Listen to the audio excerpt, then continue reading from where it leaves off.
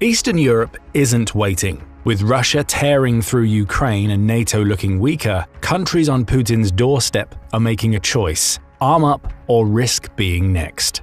A massive military buildup is already underway, but why now? Who's leading it, and which nations are already in Russia's sights? Let's break it down. We start with why. In a March 8th YouTube video, the German public broadcast service ZDF Heute Nachrichten, or ZDF, explained that Europe is worried about the US. It has every reason to be. Trump and Putin are dissolving old certainties. The future of NATO is at stake, the outlet proclaims, and it isn't wrong. The last couple of months have been a roller coaster in terms of US policy, especially when it comes to the war in Ukraine. Before he came to office, US President Donald Trump proudly proclaimed that he would end the war between Ukraine and Russia in just one day. It's been almost 2 months at this point, and that claim has clearly gone unfulfilled. However, that doesn't mean that America's president hasn't been busy. On February 12th, Trump took an unprecedented step. Reversing nearly 3 years of American policy, Trump picked up the phone and called Vladimir Putin. That direct call lasted for 90 minutes and marked Russia's most serious diplomatic breakthrough since Putin started his supposed special military operation in February 2022. Trump and Putin spoke about formally beginning negotiations to end the war. As for Ukrainian President Volodymyr Zelensky, he only received a phone call after Trump had spoken to Putin. The Guardian says that this laid the foundation for Trump's approach to the Ukraine war: speak to Putin first, then lay the terms of the conversation down to Zelensky. The call seemed to mark a turnaround in US policy, not only towards Ukraine, but for the rest of Europe. In its immediate aftermath, the US Secretary of Defense Pete Hegseth ruled out any possibility of Ukraine joining NATO. 2 days later, Vice President J.D. Vance used his speaking time at the Munich Defense Conference to ignore Ukraine and go on a savage attack against Europe, accusing the continent of retreating from its most fundamental values. Then came the meeting. On February 18th, delegates from Trump and Putin's camps met in Saudi Arabia to begin talks on a peace deal. No Ukrainian or European diplomats were present, which seemed to send a clear message to the European continent: the US and Russia are going to handle this without you. Following the meeting, Trump seemed to go on the warpath against Zelensky. Trump told Ukraine's leader that he'd had chances to make a deal with Putin many times over the previous 3 years. Trump also branded Zelensky a dictator and accused him of stifling elections by keeping Ukraine under martial law. America's seemingly pro-Russian stance was affirmed on February 24th, when the US voted against a United Nations resolution condemning Russia's invasion of Ukraine. That marked the first time since Putin invaded that the US voted against a resolution that backed Ukraine. 4 days later, Trump and Zelensky met at the White House for the first time. The meeting was explosive, with Trump and Vance sending constant jabs towards Zelensky as Ukraine's president fired back. The immediate aftermath saw the Trump administration suspend US military aid and prevent its European allies from sharing intelligence with Ukraine. Is it any wonder that the rest of Europe is worried? In a single month, America's policy toward Russia seemed to do an about-face. Once Russia's greatest enemy, the US now seemed to be cooperating with Putin to bring about a form of peace that would benefit Russia and harm Ukraine. There's been another turnaround since then. On March 12th, delegates from Trump and Zelensky's camps met in Saudi Arabia. They emerged with an agreement on a 30-day ceasefire that would see both sides in the Ukraine conflict suspend all land, air, and sea operations. The US reinstituted its military aid and intelligence sharing to Ukraine, signaling that it may now be on Ukraine's side. As we said, it's been an absolute rollercoaster, and many countries in Eastern and Central Europe have had enough. This constant flip-flopping in US policy isn't providing the sort of level-headed and stable military leadership that Europe is used to enjoying. America has become a wild card in many nations' eyes, and it's that wild card status that's inspiring a massive military buildup. The countries closest to Ukraine, and especially those that share borders with Russia or its ally Belarus, are arming themselves to the teeth. That brings us to an obvious question. Which countries are trying to make themselves stronger? Estonia, for one. One of the 3 Baltic states, along with Latvia and Lithuania, Estonia has a long history with Russia. The small country of just 1.37 million people was once part of the Soviet Union. It gained its independence on August 20th, 1991, with the remains of the Soviet Union recognizing that independence the following month. Estonia was free.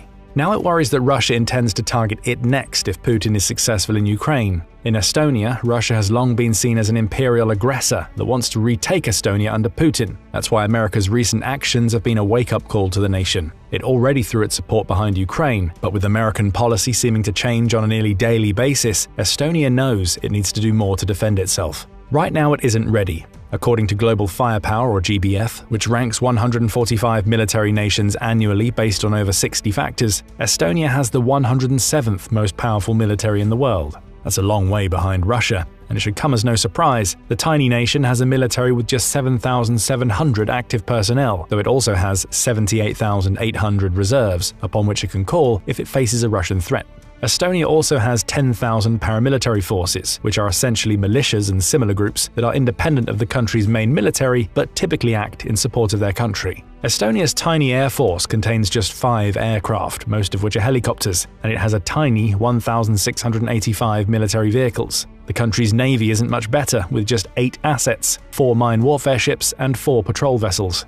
Still, it's doing everything it can to get stronger. On September 17, 2024, Estonia opened a military camp that allowed it to accommodate NATO forces close to the Russian border. That camp can accommodate 1,000 troops across 8 halls and serves as a vital link between Estonia and its NATO allies. The country's Minister of Defense, Hanno Pevkur, says the new camp serves a requirement for Estonia to be ready to host allies on a much larger scale according to NATO's new defense plans. That readiness includes providing vital supporting infrastructure, such as maintenance facilities and places to store equipment. It may not seem like much, but it's a start, with the camp helping to deepen Estonia's ties with the allies upon which it will rely, with or without US involvement, should it ever face a war with Russia. Estonia is also ramping up its military spending. In 2025, it plans to spend 3.4% of its gross domestic product, or GDP, on defense. That's notable because it's substantially more than NATO's recommendation of 2% of GDP spending. It's also building closer ties with France, throwing its full support behind a French initiative to spend most of a planned multi-billion-dollar European Union military fund on European weapons, rather than those from the US.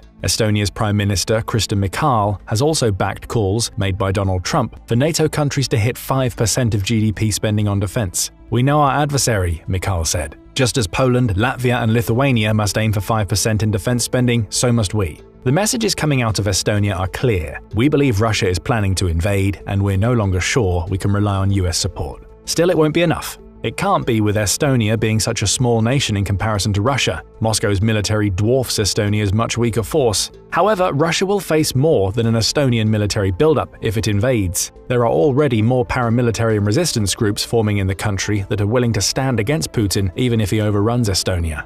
ZDF spoke to a woman named Ingrid Nielsen, who's part of one of these groups. She sees Russia as a major threat and wants to be part of any resistance that forms if Putin chooses to attack her country. That's why she joined an Estonia civil resistance group in the wake of Putin's Ukraine invasion. "The first news was so shocking that it took me several months to think about what would happen if something like that happened in Estonia," Nielsen tells ZDF. "Then my decision was quite clear." People like Nielsen are worried. To her, NATO, with Trump as US president, isn't what it used to be. "NATO has changed considerably in the last half year," she says. "There has been a kind of reality shock that it's not the only solution, but I also know that people's will to defend themselves is very strong, even on an individual level," she adds, before concluding with a chilling message. "Every bush shoots, that is the motto of the Estonian military." Estonia may not be the most powerful threat that Putin will face if he sets his sights beyond Ukraine, but that motto, coupled with Estonia's military buildup, demonstrates that he won't be dealing with an easy battle. And things will only get harder for Putin if he turns his attention to another former member of the Soviet Union,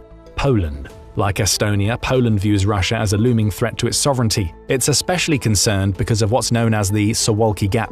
Nestled along the borders of Poland and Lithuania, this 62-mile stretch of land is sometimes referred to as the most dangerous place on Earth. Why? It also has Belarus, which is one of Putin's closest allies, on its eastern border, and the Russian exclave of Kaliningrad to its west. Politico says that the Suwalki Gap would likely be one of the first regions that hosted fighting if Russia goes to war with NATO, meaning Poland knows that it needs to be prepared. And it is. Over the last few years, Poland has slowly transformed its military into one of the strongest that Europe has to offer. GFP now ranks it as the 21st strongest nation on the planet, and it's far more ready to take on the might of Russia's military than Estonia. Poland's army currently has 202,100 active personnel, along with 350,000 reserves and 50,000 paramilitary forces, to create a total manpower pool of a little over 600,000. That's still smaller than the 1.3 million soldiers Russia would bring to a fight, but it's a strong enough force to hold off an invasion for months or even years, while Poland's allies figure out what to do next. Poland has also been investing in its air force, which now has 479 assets, including 59 fighter jets and 44 attack-type aircraft. It has 614 tanks, over 23,000 military vehicles and 677 units of self-propelled artillery, which is the 7th most in the world. Plus, its navy is growing. Right now, it has 62 assets, including 2 frigates, a pair of corvettes, and 26 mine warfare vessels. All of this comes as the result of substantial investment into the country's military to ensure it's prepared for a Russian invasion, and more is coming.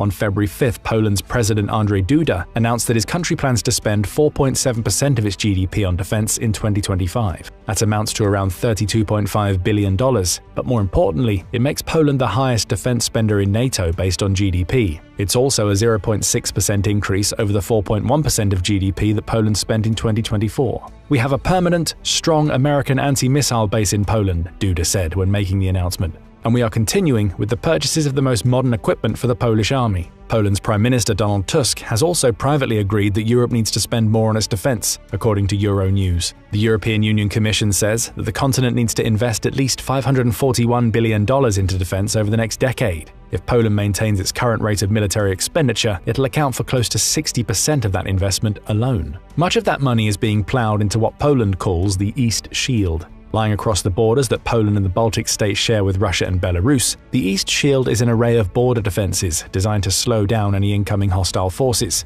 Construction began on the initiative in November 2024, and it's believed the full project will cost Poland around $2.55 billion. The East Shield program involves the construction of a full network of fortifications, which includes anti-tank barriers such as tetrapods and dragon's teeth. These defenses will add to the 116-mile and 18-foot-high fence Poland built along its border with Belarus in 2022. At the time, the fence was built to prevent illegal border crossings. Now, along with the rest of the East Shield, it's perfect for slowing the Russian ground forces. That fence is also loaded with electronic devices and sensors that alert Polish authorities as soon as somebody attempts a crossing. Think of it as an early warning system for a ground invasion. As soon as Russia attempts to enter Poland, the alert is sent. The East Shield then slows those Russian forces down, giving Poland's military a chance to fortify and prepare its defenses. Poland's military buildup isn't stopping there. On March 7th, Donald Tusk announced that the Polish government is working on a plan that will introduce military training for every adult male in Poland. That plan is in aid of Tusk's belief that Poland needs an army of 500,000 soldiers, including reservists, to fend off the Russian threat.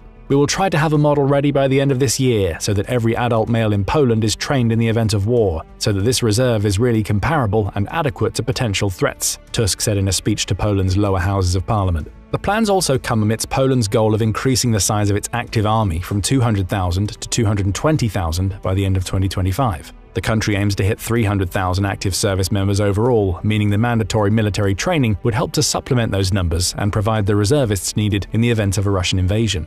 Tusk has also backed Poland's withdrawal from the Ottawa Convention. This landmark treaty prohibits the use of anti-personnel landmines in conflict. Tusk is also considering Poland's withdrawal from the Dublin Convention, which places a similar ban on cluster munitions. Tusk's reasons are clear. Let's face it, it's not something nice, nothing pleasant. We know that very well, says Poland's Prime Minister. The problem is that in our environment, those we may be afraid of or those who are at war, they all have it. In other words, Russia is using anti-personnel mines and cluster munitions in Ukraine, so it's only fair that Poland fights fire with fire. Add to all of this Poland's efforts to gain access to nuclear weapons, likely working alongside France and the UK, and you get a nation that's building up its military because it sees a threat on the horizon. Finally, much like we see in Estonia, everyday Polish people are joining organizations that exist to resist Russia. These people include a historian named Miłosz Gierski. Speaking to ZDF, Gierski says that he joined a team of Polish volunteer medics when Russia invaded Ukraine. He's already been to the front lines of the Ukraine war multiple times, and he believes that a Russian assault on Poland or the Baltic states is inevitable.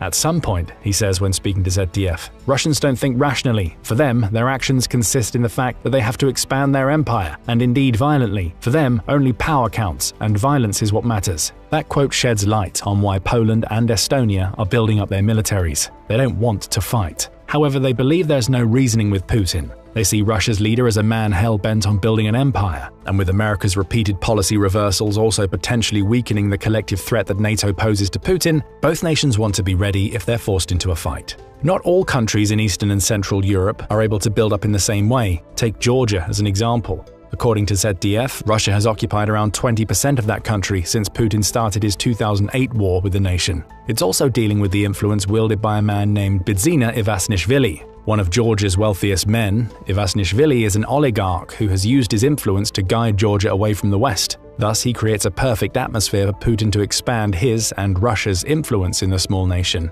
There are elements of resistance in Georgia. ZDF spoke to one person who created a knowledge cafe. Her goal was to create a place where people could share ideas and escape the rampant Russian propaganda flooding into Georgia. That cafe was built with help from US aid, which helped the group's founders organize fundraising campaigns for several months. The cafe has since been closed. US aid no longer helps.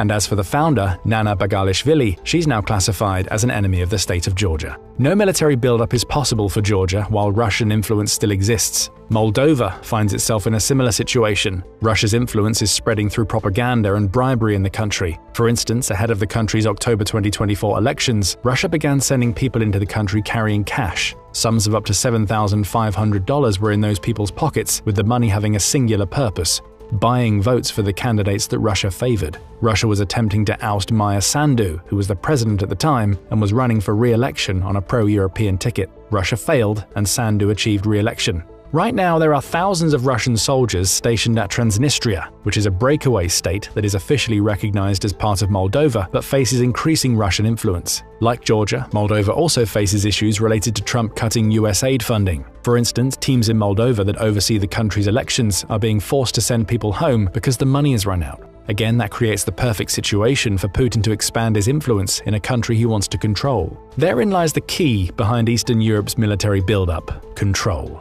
The likes of Estonia and Poland see Putin for what he really is. They see Russia as a country that wants to do nothing other than control as much of Europe as possible. The only way to combat Putin's desire for control is to build up, to show Russia that Eastern and Central Europe won't capitulate to what Putin wants. Georgia and Moldova are already struggling under Russian influence. Estonia and Poland don't want to share the same fate and will prepare themselves, with or without the help of the US. But what do you think about Eastern Europe's military buildup? Will it be enough to stop Putin? What role, if any, will the US play should Putin turn his attention to other European nations if he wins in Ukraine? Share your thoughts in the comments, and thank you for watching the video. Now go and check out Russia Can't Believe It, Poland Seeks Nukes and a 500,000 Army, or click this other video instead.